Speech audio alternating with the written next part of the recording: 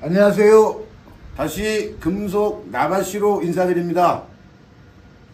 저희가 지금 교섭 창구 단일화 절차와 관련하여 발생할 수 있는 여러가지 노동 사건을 설명드리고 있습니다. 지난 시간에는 과반수 노조 이의 신청 사건에 대해서 설명을 드렸고요. 오늘 시간은 공정대표 의무 위반 시정 신청 사건에 대해서 말씀을 드리려고 합니다. 우선 노조법 29조 4 공정대표 의무 등을 보면 교섭 대표 노동조합과 사용자는 교섭 창구 단일화 절차에 참여한 노동조합 또는 그 조합원 간에 합리적 이유 없이 차별을 하여서는 아니 된다라고 되어 있습니다. 즉 교섭 대표 노동조합과 사용자에게 부과된 의무가 있는데 그것이 바로 공정대표 의무입니다. 즉 공정대표 의무란 교대 노조와 사용자가 교섭 창구 단일화 절차에 참여한 소수 노동조합과 그 조합원에 대해서 합리적 이유 없이 차별하지 않고 공정하게 대표해야 할 의무를 말합니다. 즉 교섭 창구 단일화 절차에 참여한 소수 노동조합은 단체 교섭권을 행사할 수 없게 됩니다. 그래서 공정대표 의무를 교대 노조와 즉 교섭 대표 노동조합과 사용자에게 부과함으로써 소수 노동조합의 단체 교섭권을 보호할 뿐만 아니라 교대 노조와 사용자가 체결한 단체 협약을 소수 노조 즉 교섭 창구 단일화에 참여한 노동조합에게도 확장할 수 있는 효력을 발생시키는 어떤 법적인 부분을 보충하기 위해 공정대표 의무 위반을 부과하고 있습니다. 그래서 이 공정대표 의무는 누가 부담한다? 교섭 대표 노동조합과 사용자가 부담하게 돼요. 물론 공정대표 의무 위반에 해당하느냐 해당하지 않느냐는 사안별로 구체적인 사실관계에 따라서 판단되어집니다. 다만 합리적 이유 없이 차별이라는 표현이 있어요. 즉 차별을 하더라도 합리적 이유가 있으면 공정대표 의무 위반 시정에 걸리지 않아요. 다만 이러한 합리적 차별의 문제는 누가 입증한다? 교섭 대표 노동조합과 사용자가 입증하도록 되어 있다라고 말씀을 드립니다. 이 공정대표 의무는 단순하게 그 내용만 단체 협약의 내용만을 검토하는 게 아니라 단체 협약의 체결에 이르는 과정 속에 단체 협약의 과정 그 결과 체결된 단체 협약의 내용 그리고 이 단체 협약에 이행하는 과정에서도 공정대표 의무 위반 사건이 걸릴 수가 있어요. 즉 내용뿐만이 아니라 교섭 과정 단체협약 내용 그 자체 그리고 이 단체협약을 이행하는 과정 이 모든 것을 전체적으로 판단하게 돼요. 그래서 예를 들어 볼게요. 교대 노조가 교섭 대표 노조는 단체 교섭 과정에서 소수 노조에게 필요한 정보를 적절히 제공해야 한다라고 되어 있어요. 뿐만 아니라 소수 노동조합의 의견을 수렴할 의무 등을 부담합니다. 다만 일일이 모든 내용을 소수 노조에게 다 정보 제공할 필요는 없어요. 좀 중요하다고 생각되는 내용만 제공을 하더라도 공정대표 의무 위반은 걸리지 않습니다. 두 번째는 뭐냐면 소수 노조의 의견을 듣고 의견을 청취하는 의무는 부담되지만 이 소수 노조가 요구한 것을 반드시 수용해야 될 그런 의무는 없다. 그 다음에 세 번째, 간혹 단체별 체결하면서 어떤 내용에 대해서 추합의한다, 추협의한다, 혹은 추심의한다 이렇게 합의를 할 수 있어요. 그런데 이 내용이 노동 조건에 해당된다면 이미 확정되어 있지 않은 사항에 대해서 소수노조를 그 논의 과정에서 배제할 경우에는 어떻게? 공정대표 의무 위반에 걸린다. 예. 그리고 같은 법 29조 4 2항에 보면 그러면 이 공정대표 의무 위반 시정식은 언제 할 수 있어? 라고 되어 있어요. 그 회의가 있는 날로부터 3개월. 우리가 해고 사건 혹은 징계 사건 혹은 부당노동행위 사건의 제척기간은 행위가 있은 날로부터 언제? 3개월인 것처럼 공정대표 의무 위반에 관한 제척기간도 이 행위가 있은 날로부터 3개월이다. 다만 내가 이걸 알게 됐어! 인지하는 3개월은 아니라는 거예요. 예를 들어서 단체협약의 내용 그 자체가 차별이 있다고 한다면 언제? 단체협약의 체결일로부터 3개월. 물론 이 단체협약을 꽁꽁 숨겼어. 안 알려줬어. 그러면 사실관계에 따라서 문제가 달라지겠지만 일반적으로 언제? 단협 내용 그 자체가 차별이 있다면 단협이 체결한 날로부터 3개월. 혹은 아까 말씀드린 것처럼 단체협약의 이행 과정에서 문제가 될 수도 있다고 했어요. 그래서 이행 과정에서 사용자의 조치가 있은 날로부터 3개월. 절대 착각하지 말아야 될 것은 뭐냐면 내가 인지했어. 그렇지는 않다는 거예요.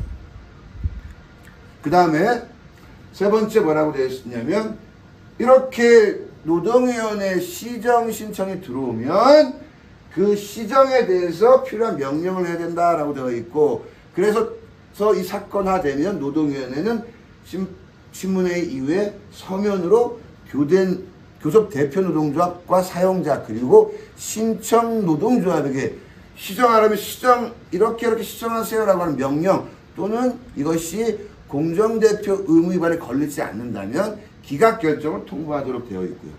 그 다음에 불복 절차는 부당노동행위에서 정한 불복 절차를 준용하도록 되어 있습니다.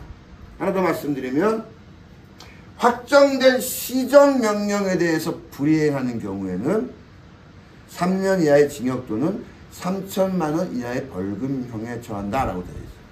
그런데 확정됐는데 이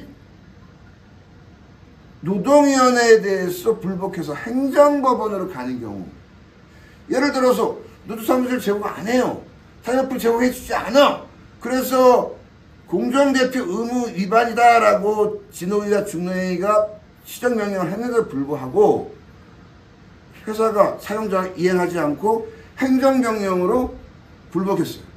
그러면 행정법원, 고등법원, 대법원 적어도 3년에서 이상 걸리는 문제가 발생하기 때문에 이 경우에는 노동위원회를 통해서 긴급명령 제도를 활용하시면 될 것 같습니다.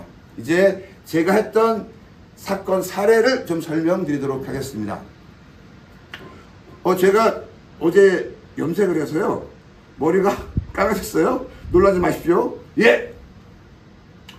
우선 이 노동조합은 3개 노동조합이 있었습니다. 1노조 A씨의 144.5명 2노조 C씨의 22명 3노조 A씨의 10.5명 우선 1노조가 4월 20일 날 단체 교섭을 요구했습니다. 그러면 교섭 요구를 받은 사용자는 며칠간 공고한다? 7일간. 그래서 21일, 22, 23, 24, 25, 26, 27일. 그래서 4월 20일부터 27일까지 공고했어요. 그래서 4월 23일 날 이 공고 기간 내에 4월 22노조가 교섭 요구를 했습니다. 4월 26일 날 3노조가 교섭 요구를 했어요. 특별히 문제가 없었고 4월 28일 날 1노조, 2노조, 3노조가 교섭 요구 노조로 확정됐다. 며칠간? 5일간. 그래서 전체 조합원 수를 비교했을 때 1노조가 가장 많았기 때문에 1노조가 교섭 대표 노조로 확정되었습니다. 이거에 대해서 2노조, 3노조 이의 없었어요. 그래서 교섭 대표 노조가 돼서 쭉 교섭을 해오다가 언제 11월 29일 날 단체협약을 체결했습니다. 그런데 3월 2일 날 3노조가 공정대표 의무 위반 시정 신청을 했습니다. 이유는 뭐냐? 근로시간 면제 시간에 대해서 사용자는 풀로 주는데 최대상을 보장하는데 그 시간 배분은 노조 간 합의에 따른다라고 되어 있었어요. 그리고 15조에서 노조 사무실을 제공한다라고 되어 있습니다. 우선 단협 체결 이후에 어떤 문제가 있었냐? 이 3노조가 굉장히 많은 시간을 근로시간 면제 시간으로 교섭 대표 노조에 요구했어요. 교섭 대표 노조는 그만큼 못 준다. 조합원 수를 비례해서 비례한 시간보다 더 많은 시간을 요구했기 때문에 못 준다. 뭐냐면 정확하게 조합원 수 비례해서 타임오프 시간을 주겠다고 하는 건 아니었고 그보다 좀 못하게 해서 주겠다. 그 전에 조합원 수가 공개가 되지 않았어요.